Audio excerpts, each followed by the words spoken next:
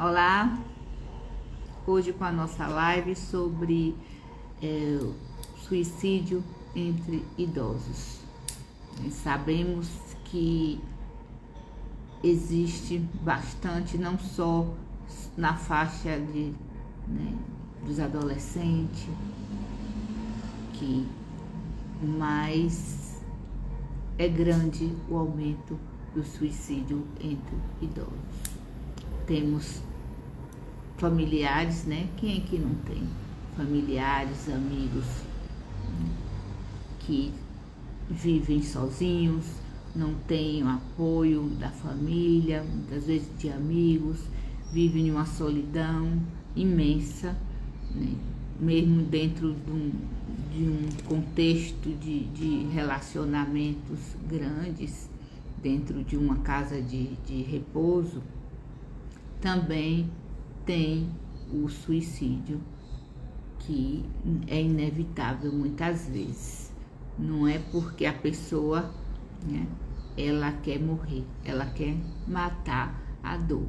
Muitas vezes ela está sorrindo por fora, está feliz, está rindo, está contando um caso, mas por dentro está aquela dor imensa, que está corroendo e só está disfarçando. E a pessoa, nossa, tá bem, tá conversando e não está, Por dentro tá corroendo, tá ali em angústia, porque se vê num processo de rejeição, de abandono, de incertezas, cria uma expectativa de futuro sempre ali com a visão negativa, não vê o que está em volta muitas vezes, não faz aquela lembrança de momentos felizes, fica mais na culpa, nos arrependimentos, coisas que viveram que hoje não consegue viver, muitas vezes na beleza, na saúde ali mental, na saúde física, fica voltada, nossa, eu fui assim, agora estou assim, não quero dar trabalho com meus familiares, nas pessoas, o custo de vida que é caro, muitas vezes envolve o financeiro. Então, todo esse processo de pensamentos suicida, E presta atenção neles, nas pessoas que estão em sua volta ali, com não só os jovens, como os idosos, os filhos, os pais que estão ainda avós, os pais vivos, para prestar atenção na fala deles, que eles dão sinais o tempo todo, se estão felizes ou se não estão. Muitas vezes a pessoa não percebe mesmo, quando vê, já se suicidou, já tentou suicídio. E as pessoas, certas famílias e culturas, elas não falam sobre o suicídio. Cria como se fosse um tabu de falar do suicídio. Justamente o Setembro Amarelo, a campanha que tem, foi criada nos Estados Unidos, que trabalha com esse foco de conscientização, de falar. Não tem que ter tabu de falar. Tem que ter medo de falar do suicídio, porque vai incentivar. Não é. Às vezes a pessoa vai perceber, tem ali sinais, ou a outra vai dizer, não vou cometer. Vai ajudar, não é só incentivar ao suicídio. É uma mente que cria um tabu, que acha se falar aquilo ali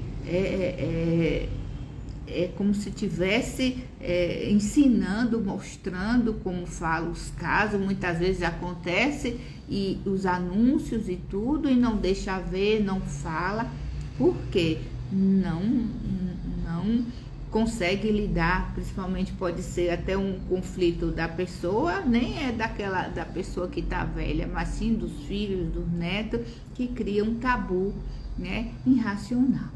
Então cria aquele medo de achar, se contasse coisa, eles vão querer fazer. E não é bem assim, não é. Então precisa ajudar uns aos outros. Pode ficar só ali, tem a certeza, mas não posso falar aquilo de jeito nenhum. Não tá, não é assim. São crenças que temos, sabotadoras, crenças irracionais, que as temos como verdade, dependendo de cultura de familiares, que de verdade não está em canto nenhum. Precisa de estar ali todo mundo junto, apoiando para reduzir o suicídio. Não para poder ter medo da tentativa do suicídio. Porque não precisa ter o ato ou fazer para dizer que está doendo ou que é um suicídio. É um pensamento, e todos nós temos pensamentos suicidas. Todos nós, pequeno, médio e grande, até levar. Qualquer insatisfação nossa, qualquer coisa nossa, eu queria morrer neste momento, não é isso? Ou numa frustração, ou numa perda, nossa, eu queria sumir, não queria existir. E isso já está automaticamente inconsciente, sem querer fazer parte de ver a realidade da situação. Né? E os idosos, o meio dele é mais fácil, os meios letais, que os jovens ali nas suas tentativas de suicídios. No próprio remédio que toma ou que não toma, né, que está ali para poder melhorar, ter qualidade de vida, numa queda consciente, né? Várias coisas que levam os idosos querer suicídio. 20% dos casos de suicídio está nos idosos, né? E é uma forma de, quer dizer, opa, aquilo ali já deu, não consigo mais. Então, o medo de piorar a situação, o quadro de doença, o isolamento, as perdas das pessoas que estão em sua volta, quando perde o companheiro, a companheira. E ali, mesmo assim, ele já cria uma tristeza, uma forma de viver, eu não vou conseguir viver sem o outro, que leva também ao suicídio, independente que está numa família grande, feliz ou não. Isso é uma visão interna, sofrimentos internos, conflitos internos que todo ser humano tem, né? Cada um no seu grau de intensidade de sofrimento, né? De visão de mundo, de visão de si mesma, de viver até o último dia de vida para aproveitar, para ser feliz, para estar bem.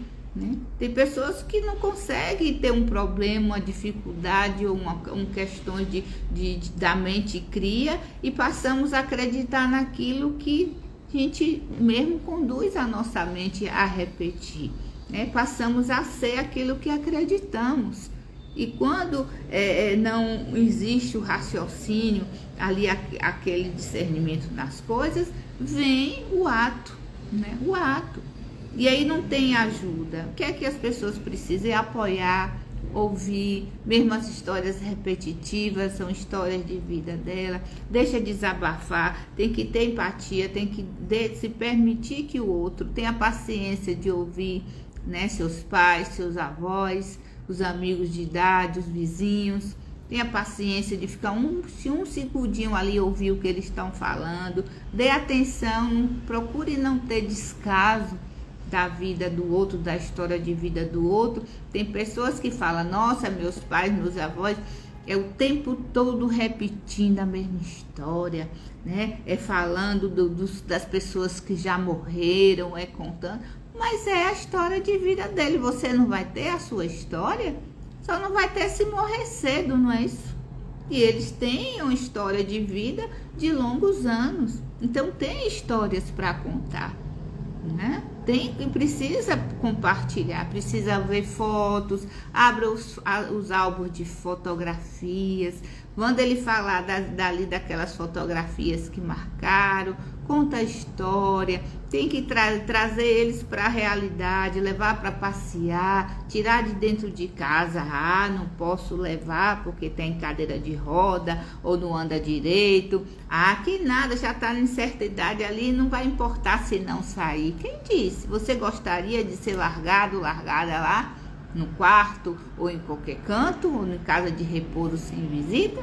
Não vai gostar, né? Não ia querer, né? Ficar largada. A gente se coloca no lugar do outro. O que eu não quero para mim, eu não faço com o outro. Então, achar que a pessoa tem demência, ela não tem sentimento, ela não sente, ela não escuta, não. Aí que você se engana. Se você tem uma pessoa ali entubado, tem que ter atenção no que fala. Porque sente tudo. Pode não ouvir, mas sente. Procure ser atento. Se tiver alguém, algum idoso, você está visitando, ou na sua casa você falar qualquer coisa, eles sabem sim, tem sentimento, vai sentir. Não adianta nem de chegar assim e falar. Porque o estado do Alzheimer é um estado, ele está ali sem lembrar de nada, sem fazer nada da demência, mas tem um outro estado, opa, que tá, vem e vai, tem coisas que lembra que tá normal, tem horas que não está, porque eu não quero fazer parte dali, daquilo, ou não quero lembrar coisas que machuca. Então vem as questões da demência, né? Vem ali, o cérebro vai corroendo, vai queimando todos os neurônios, vai reduzindo, e a pessoa vai perdendo, porque também não quero lembrar de coisas que dói. E os filhos, os netos, os cuidadores também, não têm paciências muitas vezes, não tem. Tem a questão que eu vou falar da próxima live sobre a questão do abuso, né, da agressividade dos idosos, que vai ser na próxima live sobre os maus tratos, né, dentro dos idosos. Então, tudo isso, as pessoas não têm paciência. Tem filhos que batem nos pais, tem filhos que maltratam, tem filhos que matam, que ele provoca mais ainda. Tem filhos maravilhosos, mas tem filhos ou netos ou parentes ou cuidadores que termina de matar mesmo. Mas é ser humano, né? Fazer o que com a criatura dessa? Uma hora tudo paga, toda ação tem uma reação. Uma hora que se faz, aqui se paga, de um jeito ou de outro vai pagar aquela ação, né? Temos o resultado da ação positiva e da ação negativa. Isso todo ser humano, isso é fato, não adianta fugir. Que uma hora a conta chega, sim?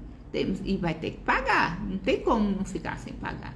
Então, é todas essas questões de se colocar no lugar do outro. Tem pessoas que não sabem lidar, não é? Abandona muitas vezes os idosos, coloca em casa de achando que está melhor, e aí faz adoecer mais ainda. Mas tem outros que não conseguem lidar com a velhice, não conseguem ver um familiar, um pai, uma mãe ali definhando, não tem força, não consegue, não é porque é mal, não é porque ali abandonou, é porque às vezes eles não conseguem lidar. E aí faz o que faz e o outro julga, né? Quem é o outro? Para estar julgando sem se colocar no lugar do outro, sem estar calçado no sapato do outro. O outro julga. Então, é prestar atenção na pessoa que você está ali convivendo, independente que está numa mesma casa ou não. Dê atenção, vá visitar, vá jantar, vá almoçar, leve para passear. É complicado sair de cadeira, mas hoje tem acessibilidade em tudo. Não tem como poderia ter, mas tem. A pessoa não sai porque não quer, não leva, porque não tem apoio ali, ajuda. E muitas vezes o idoso tem vergonha também de sair da cadeira de roda, tem vergonha de se expor, fica também com vergonha. Filhos também têm vergonha dos pais, os netos têm vergonha, né? É normal, não tem problema. Mas é procurar melhorar, aprender, ver por que eu tenho vergonha de uma pessoa que me deu vida, né? Se antes não tinha ou tinha, porque é normal, né? Tantos filhos e netos não falam quem são os pais, o que os pais fazem, né? Do que vivem, mentem, criam uma história porque não aceita a realidade dos pais. Então é tudo isso. Então eu não vivo a minha realidade porque eu escondo ela do outro, dando vazão a que o outro vai achar. E quem é o outro? É mais importante do que a minha vida? É tudo isso. Então cria um sofrimento voltado ao pensamento da visão do outro que não existe encanto nenhum. Eu que deduzo, eu que acho. Então procure ter paciência, ouvir, seus familiares que estão em certa idade ou independente de idade, acolha, ampara. Se não tiver um diálogo, fica difícil a comunicação. Tem que ter bom senso, tem que... ali o sentimento vem da alma, entende? Não adianta eu querer fazer para agradar para isso, porque não tem a mesma proporção de quando aquilo vem da alma, de uma vontade que vem de dentro para fora.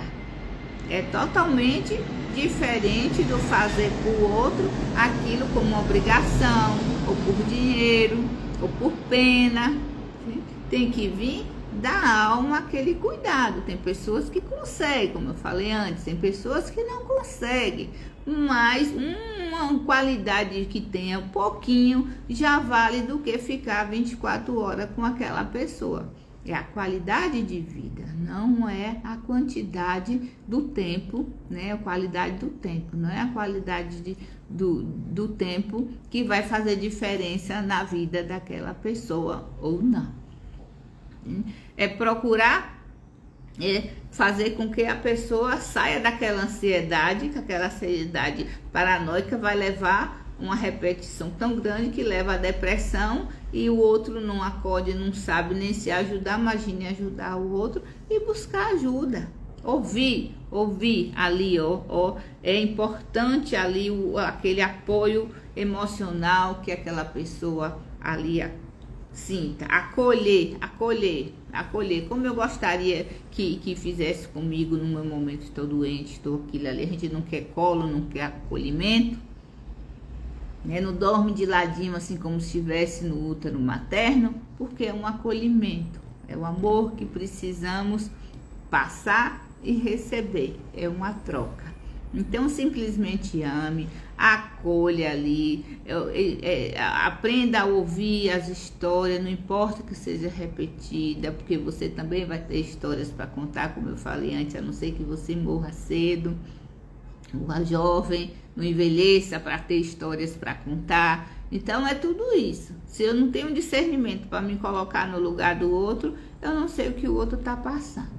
E busca ajuda psicológica, caso tenha ali medo, vergonha, não sei lidar, aquilo ali, um monte de coisas que surgem na mente. Busca ajuda, porque são coisas que travam o desenvolvimento da pessoa a lidar com a pessoa, né, idosa. Pessoas que têm nojo de cuidados idosos, tem tudo, mas se foi cuidado, né? Se antes teve o cuidado do acolhimento de criança, que os idosos viram a criança precisa de ajuda também, e os pais não tiveram nojo.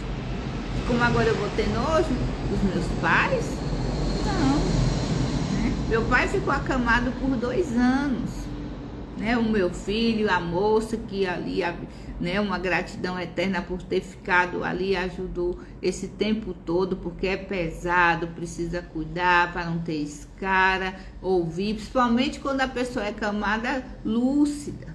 Meu pai foi acamado lúcido, depois foi perdendo, tinha ausência de memória de tudo, mas ele não